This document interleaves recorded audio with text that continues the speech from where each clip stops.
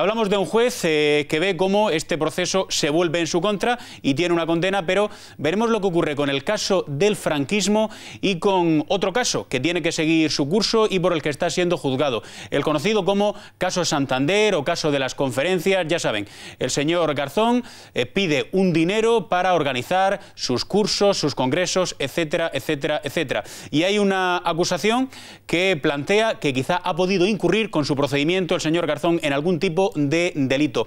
Esa acusación la ejerce, por ejemplo, el abogado Antonio Panea, al que ya saludamos y que ya nos acompaña. Don Antonio, ¿qué tal? Muy buenas noches. Buenas noches, Alfonso. La primera pregunta es muy clara. La conclusión de este procedimiento y esta condena contra Garzón ¿podría en algún modo afectar o contaminar en algún grado al conocido como caso Santander o caso de las conferencias, o están perfectamente separados los carriles? Yo estoy absolutamente convencido de que cada caso es cada caso.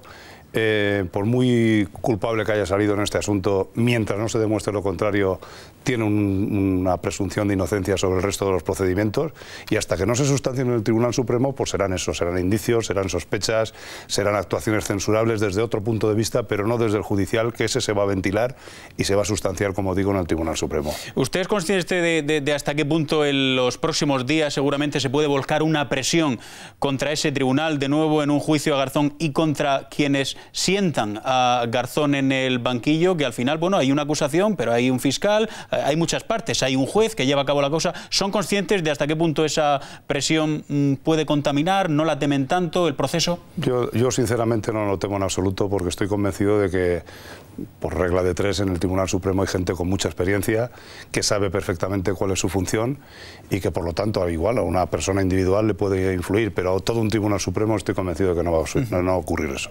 Le quiero plantear una cosa de forma muy clara. La cosa es la siguiente: estamos ante un ciudadano español, el señor Baltasar Garzón, que entienden los tribunales que ha podido incurrir en una serie de delitos, lo llevan a juicio, se le juzga, se le condena o se le absuelve, pero sin embargo el escándalo, todo el ruido que se ha conformado alrededor de lo que está ocurriendo con Garzón es monumental. Por ejemplo, hace apenas un par de horas hemos visto cómo de repente, estando como está España, la Puerta del Sol se ha llenado de gente de una forma verdaderamente espectacular, bueno, denunciando la injusticia, los atropellos y las tropelías de un tribunal al que califican directamente de antidemocrático. ¿No es todo esto un poco desmesurado, ¿no? Sí, si todos los españoles somos iguales ante la ley, claro, ¿no? Efectivamente, Alfonso, y además no solamente eso, yo haría una manifestación y convocaría una manifestación para felicitarnos porque el caso de Garzón sea un caso excepcional. Es decir, que la mayoría de los jueces, la inmensa mayoría de los jueces que están todo el día trabajando pues desde que entran en el juzgado hasta que se van a sus casas, esos jueces son absolutamente anónimos, no tienen ningún protagonismo, nadie sale a defenderlos a las calles y están con unas responsabilidades muy importantes en cualquier orden jurisdiccional. Y para mí, lo que sería objeto de una manifestación es decir, afortunadamente el caso de Garzón es un caso excepcional. Como persona yo lo comprendo y no le deseo el mal a nadie, ni a Garzón ni a nadie, por supuesto, pero como español, como ciudadano, lo que creo que es verdaderamente digno de mención y lo que es digno de hacerse una reflexión sobre eso es que el caso de Garzón es excepcional. Los jueces, afortunadamente, no son como Garzón. Hemos escuchado esta tarde, además a los pocos minutos de que conociésemos la sentencia sobre el asunto Garzón, concretamente en la cadena SER, al exministro Caamaño decir en una entrevista que, claro, el problema de todo esto que está ocurriendo con Garzón es que es muy difícil explicarle a los ciudadanos que esto de verdad pues es impartir justicia. ¿Cómo podría explicarle usted a los ciudadanos, a los espectadores que nos están viendo, qué es lo que va a ocurrir con el caso Santander? Porque a lo mejor hay gente que piensa, bueno, ¿qué hay de malo en que un juez reclame 2,5 millones de euros, le den 1,5 millones de euros, organice sus conferencias y punto? A lo mejor hay gente que ve eso como normal. ¿Por qué ustedes no lo ven normal? Y no solo ustedes, ¿no? Porque el proceso sigue su curso. Yo, desde luego, y permíteme que además haga un inciso, por delante de todo la presunción de inocencia desde el punto de vista penal. Es decir, el señor Garzón, hasta que no se sustancie en el Tribunal Supremo, será inocente respecto a este tema. Luego ya veremos a ver lo que es. Pero desde el punto de vista absolutamente coloquial, el tema del Grupo Santander o el tema de Santander y las conferencias que dio en Nueva York se definen de una manera muy sencilla. Un juez le pide dinero para formar unas conferencias, un ciclo de conferencias en Nueva York a una serie de banqueros, entre ellos a banqueros que después y coetáneamente a cuando están pidiendo las subvenciones, pues eran objeto de investigaciones en la Audiencia Nacional. Estoy convencido estoy convencido, y esto es solamente una apuesta que yo hago aquí, en este medio, de que el mito Garzón, todavía queda algo de mito Garzón en la calle y hay mucha gente muy de buena fe, otros no con tan buena fe, pero hay mucha gente de muy buena fe que cree todavía en el mito Garzón. Verá usted cómo en el caso Santander se acaba el mito Garzón además. Se ha acabado el juez, desgraciadamente. No es una cosa agradable, pero también se va a acabar el mito. Estamos viendo cómo incluso se está hablando de la figura de un mártir, ¿no? De la última víctima, por otro caso distinto, pero de la última víctima del franquismo, ¿no? Están planteando algunos. Otra cuestión que tiene que ver con el llamado caso Santander.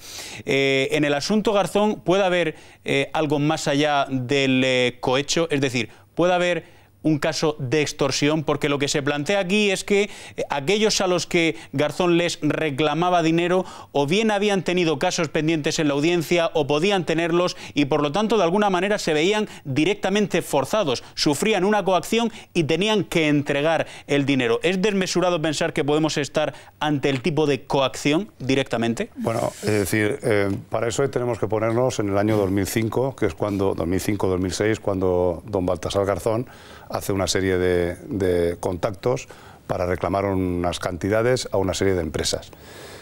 Asustaba en ese momento Baltasar Garzón a la gente que tenía bajo su supervisión judicial o que la estaba teniendo en aquel momento. Pues yo le digo concretamente que en el caso del Banco Santander, Baltasar Garzón había iniciado una investigación para descubrir el dinero negro que había manejado la familia Pinochet y sus testaferros a través de entidades, entre las cuales estaba una perteneciente al Banco de Santander, que se llama la Banca Riggs, en Nueva York. Como consecuencia de eso, incluso el gobierno chileno inició una demanda para averiguarlo contra el Banco Santander. Pues bien, el señor Baltasar Garzón no hizo absolutamente nada para investigar esas cuentas opacas que están incluso reconocidas por el Congreso de los Estados Unidos. Todo eso es documentación oficial y por eso digo que ha caído el juez, desgraciadamente, no es un motivo de alegría tampoco, pero yo creo que el mito Garzón va a caer con el caso Santander. Pues nos quedamos con esas impresiones. Abogado Antonio Panea, gracias por estar con nosotros esta noche en 13 Televisión y suerte con el proceso. A vosotros muy amables y la suerte es que se haga el Estado de Derecho, que la justicia siga adelante y que, como digo antes, que el caso Garzón se contemple como una absoluta excepción en la Administración de Justicia y en la generalidad de los jueces españoles. Sin ningún género de dudas. Muchas gracias.